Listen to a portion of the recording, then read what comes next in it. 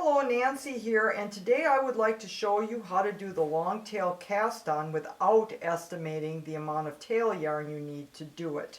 The only downside to it is that you have a couple extra ends to sew in when you're finished, but I think it's well worth sewing in those ends for.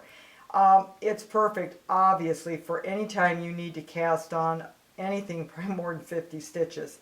You can either use 2 balls of yarn to do this, or you can use an end from each part of the ball to make it work, which is usually what I do.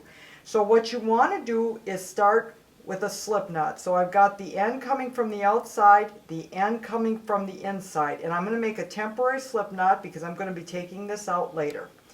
So right here we've got a little slip knot here. Okay. Now I'm going to take the end that's coming from the center pull ball, that's going to go over my finger. The part that's coming from the outside is going to go over my thumb. So right now it's traditional long tail cast on. This is from the outside yarn, this is coming from the center pull. Alright? So we're going to cast on the same way we always do. Okay? Here we go. Now obviously I'm not going to put on many stitches here. I just want you to see how to do it. Be sure when you do this that you have enough yarn pulled out in advance so that it doesn't get tight. And you don't want this thing spinning around your ball of yarn while you're trying to get more yarn free. Okay, so I'm just going along here. Okay. And let's see here.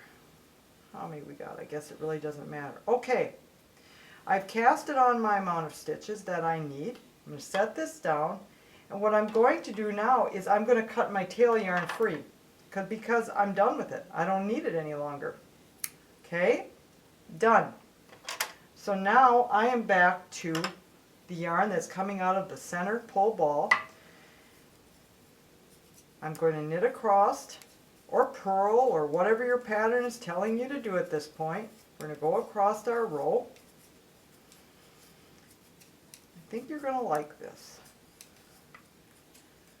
Like I say, the only downside is you're going to have a couple extra ends to sew in when you're done. Okay, when we get to the end here, I am going to just drop this off, pull that out, and look at this. I can sew those in later.